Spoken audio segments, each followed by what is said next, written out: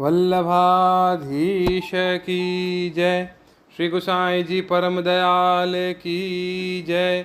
श्याम सुंदर श्री यमुने महारानी की जय। श्री गिरिराज धरन की जय। श्रीमद् भागवत पंचम स्कंद। आज है 15वां अध्याय। पिछले वाले अध्याय में यानी 14वें अध्याय में हमने वो भवाटवी का पूरा स्पष्टीकरण सुना था जो भरत जी ने उनको रघुगण राजा को बताया था। आज हम पढ़ेंगे भरत के वंश का वर्णन।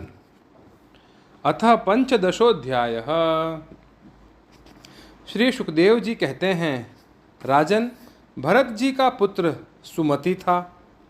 यह पहले कहा जा चुका है। उसने ऋषभदेव जी के मार्ग का अनुसरण किया। इसीलिए कलयुग में बहुत से पाखंडी अनार्य पुरुष अपनी दुष्ट बुद्धि से वेद विरुद्ध कल्पना करके उसे देवता मानेंगे। उसकी पत्नी वृद्धसेना से देवताजित नामक पुत्र हुआ। देवताजित के असुरी के गर्भ से देवद्युम्र, देवद्युम्र के धेनुमति से परमेष्ठी और उसके सुवर्चला के गर्भ से प्रतीह नाम का पुत्र हुआ। इसने अन्य पुरुषों को आत्मविद्या का उपदेश कर स्वयं शुद्ध चित्त होकर परम पुरुष श्री नारायण का साक्षात अनुभव किया था। किसने? प्रतीह नाम के पुत्र ने। प्रतीह की भार्या सुवर्चला के गर्भ से प्रतिहर्ता,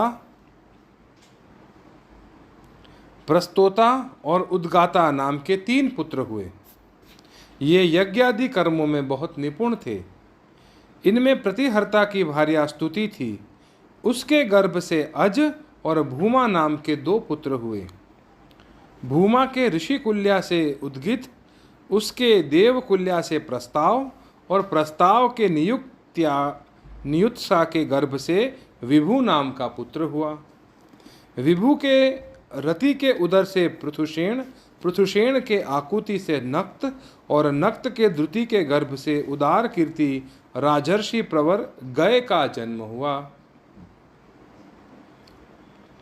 ये जगत की रक्षा के लिए सत्वगुण को स्वीकार करने वाले साक्षात भगवान विष्णु के अंश माने जाते हैं।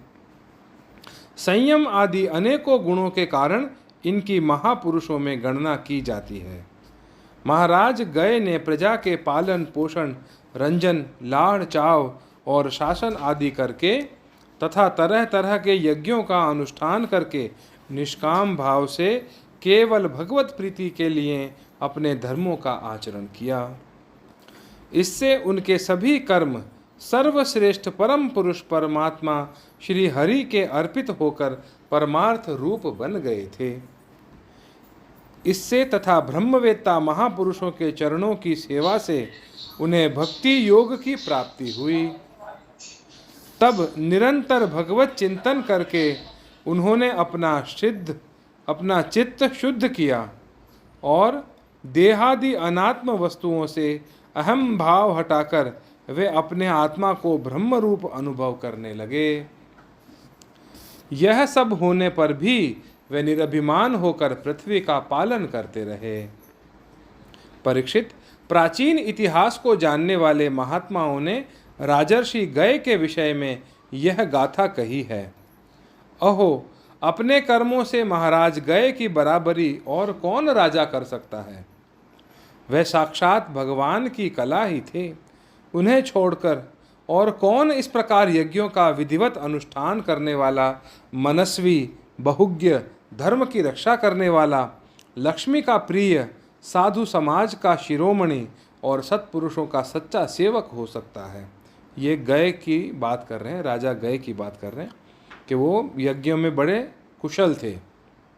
सत्य संकल्प वाली परम साध्वी, श्रद्धा, मैत्री और दया आदि दक्ष कन्याओं ने गंगा आदि नदियों के सहित बड़ी प्रसन्नता से उनका अभिषेक किया था तथा उनकी इच्छा न होने पर भी वसुंधरा ने गौ जिस प्रकार बछड़े के स्नेह से पिन्हाकर दूध देती है, उसी प्रकार उनके गुणों पर रीझ कर प्रजा को धन रत्न आदि सभी अभिष्ट पदार्थ दिए थे।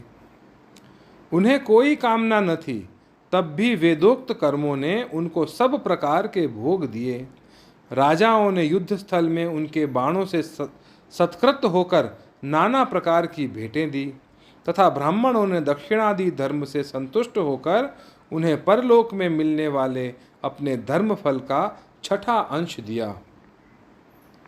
उनके यज्ञ में बहुत अधिक सोमपान करने से इंद्र उन्मत्त हो गए थे तथा उनके अत्यंत श्रद्धा तथा विशुद्ध और निश्चल भक्ति भाव से समर्पित किए हुए यज्ञ फल को भगवान यज्ञ पुरुष ने साक्षात प्रकट होकर ग्रहण किया था। जिनके तृप्त होने से ब्रह्मा जी से लेकर देवता, मनुष्य, पशु पक्षी, वृक्ष एवं तृण पर्यंत सभी जीव तत्काल तृप्त हो जाते हैं, वह विश्वात्मा श्री हरि नित्य तृप्त होकर भी राजर्षि गय के यज्ञ में तृप्त हो गए थे।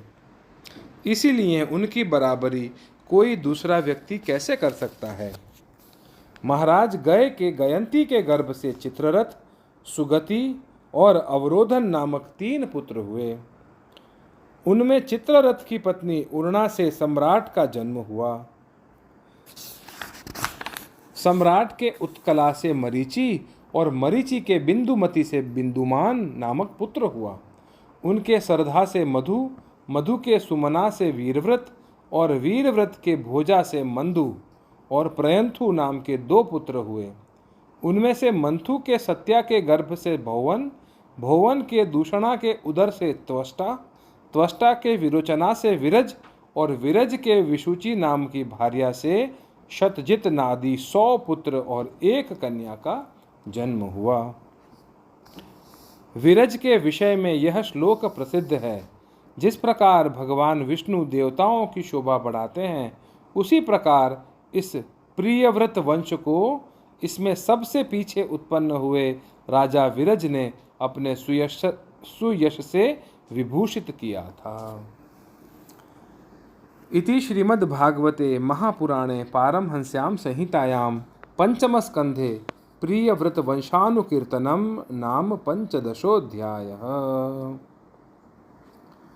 अगले वाले अध्याय में यानी 16वें अध्याय में हम पढ़ेंगे भुवन कोश का वर्णन। श्री वल्लभाधीश की जय। श्री गुसाई जी परम दयाल की जय। श्याम सुंदर श्री यमुने महारानी की जय। श्री गिरिराज धरण